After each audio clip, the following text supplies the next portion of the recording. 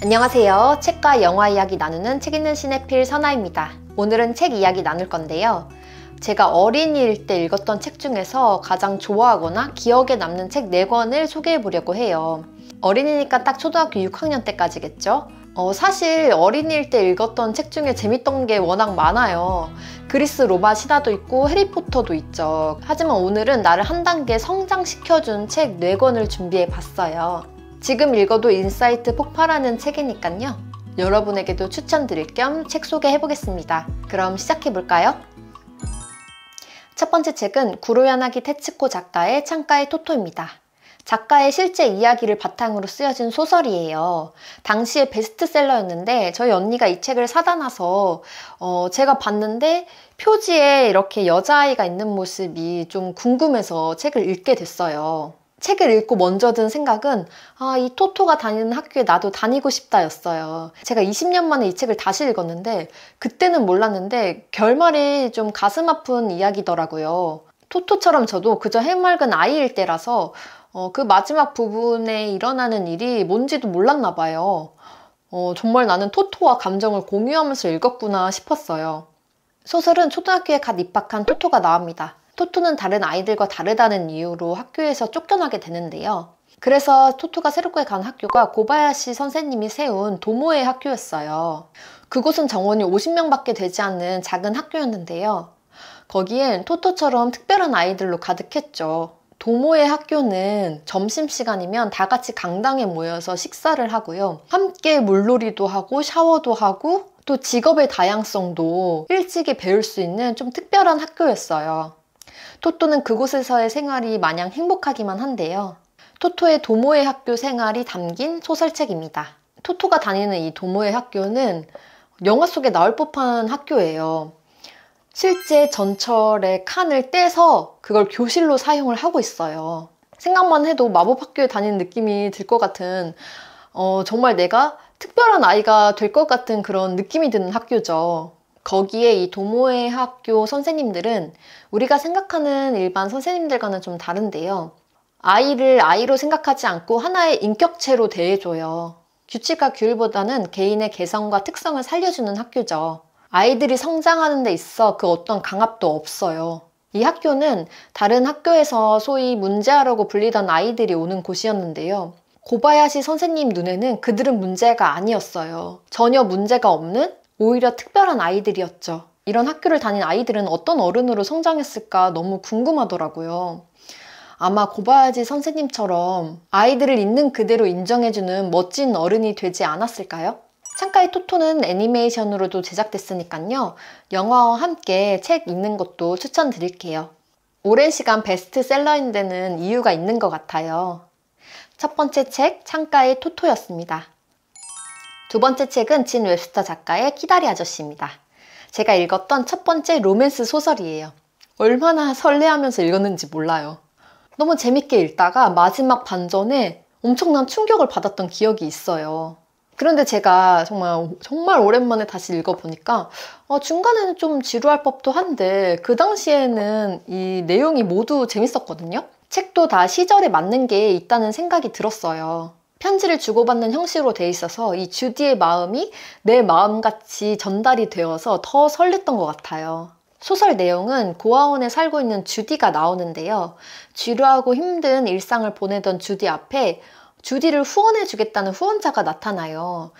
그 후원자는 주디를 대학에 보내주겠다 하는데요. 주디한테는 꿈만 같은 일이었죠. 그렇게 주디는 대학에 입학하게 되는데요.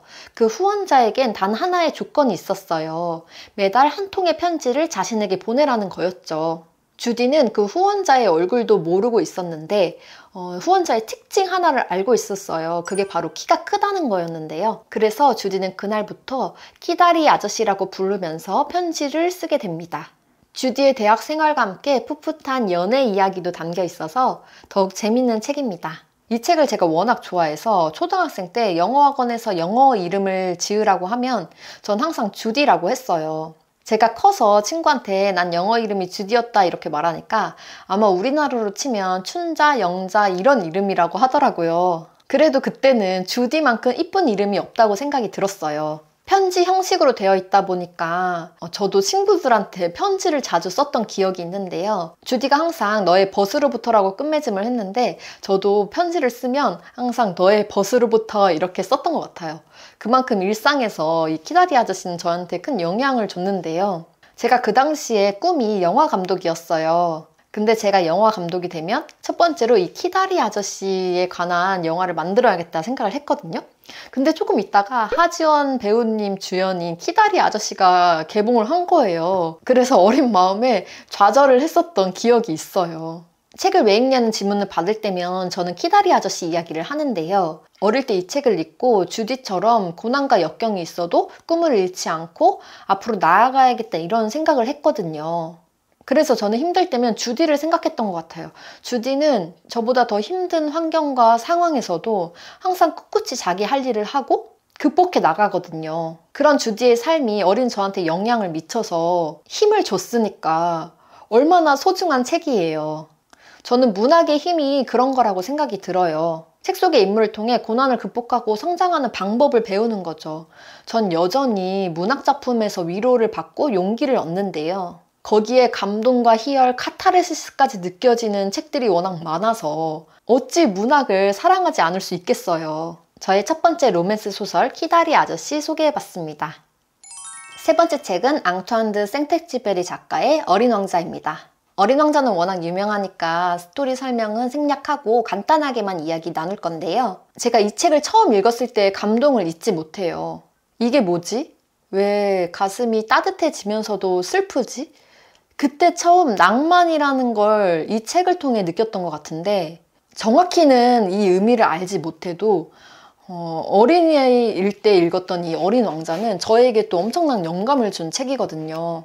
어린 왕자가 자기 행성에서 노을을 보고 싶을 때면 의자를 들고 가서 앉아서 이렇게 노을을 바라보잖아요. 보고 싶을 때면 언제든 자리를 옮겨가면서 노을을 볼 수 있죠. 저는 그런 상상력에 충격을 받았던 것 같아요. 그리고 나도 저런 어린 왕자처럼 저런 행성에 살고 싶다. 노을을 맨날 보고 싶다. 이런 생각도 들었고요. 코끼리를 먹은 보아뱅 그림이나 여러 행성을 다니면서 만난 사람들로 인해서 제 상상력이 폭발했던 것 같아요. 상상력에 한계가 없다는 걸 알게 해준 작품이죠. 그때 당시 제 상상력이 동네만큼이었다면 그게 세계로 뻗어나갔고 더 나아가 우주까지 가게 해준 책이에요. 상상력의 지평을 넓혀준 책이죠. 어린 왕자는 10대, 20대, 30대 때 볼 때마다 새롭고 보이는 게 다르더라고요. 전 세대를 아우르는 위대한 작품이라는 생각이 들어요. 이렇게 아름답고 슬픈 동화 이야기가 또 있을까요? 40대가 되어도 다시 읽어볼 책 어린 왕자였습니다. 마지막 네 번째 책은 보도 셰퍼 작가의 12살의 부자가 된 키라입니다. 제가 이 책이 보도 셰퍼 작가란 걸 최근에 알게 됐는데 정말 놀랐어요. 왜냐면 제가 지금도 보도 셰퍼 책을 통해 경제 공부를 하고 있거든요. 근데 저는 이 12살의 키라를 워낙 재밌게 읽고 유익하게 읽었기 때문에 기억하고 있어서 이 컨텐츠를 만들 때 이 책을 다시 꺼내서 읽어봤는데 작가가 보도 셰퍼인 거예요.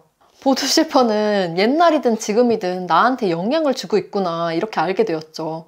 돈이 무엇인지, 돈을 어떻게 쓰고 어떻게 벌어야 되는지 아무것도 모른 어린이 시절에 이 책을 통해 처음으로 경제라는 것에 입문을 하게 된 거죠. 내용은 간단해요. 12살인 키라가 나오는데요. 키라 앞에 모르는 강아지 한 마리가 나타납니다. 그 강아지와 함께 지내게 된 키라는 강아지에게 머니라는 이름을 붙여주는데요. 키라의 부모님은 재정 상태가 좋지 않아서 힘들어하고 있었어요. 그래서 키라는 자신이 도움이 되고 싶었는데요. 그런데 키라는 그 방법을 알지 못했죠. 그때 이 강아지 머니가 갑자기 말을 하기 시작하는 거예요. 알고 보니 머니는 말을 할 수 있는 개였던 거죠. 그리고 머니는 키라에게 돈 공부를 시작하는데요. 키라는 머니의 조언대로 성공일기를 써가면서 돈이 무엇인지, 돈은 어떻게 버는 것인지를 배워가는 이야기를 담았어요. 제가 이사를 오면서 집 정리를 하다가 그 당시 제가 썼던 성공일기를 찾은 거예요. 보시면 제가 이거 한 페이지를 찢어 놓은 건데요. 제가 이 한 페이지만 찢어서 보관을 하고 있더라고요. 아마 나머지는 좀 부끄러워서 버렸는지 모르겠는데 처음 성공일기를 썼던 페이지는 소장하고 있더라고요. 2003년 7월 22일 화요일, 성공일기를 쓰기 시작했다. 이제부터 머니 봉투에 자주자주 돈을 넣을 것이다. 12살에 부자가 된 키라를 다 읽었다. 그 책을 항상 생각하며 황금알을 낳는 거위도 잊지 않을 것이다.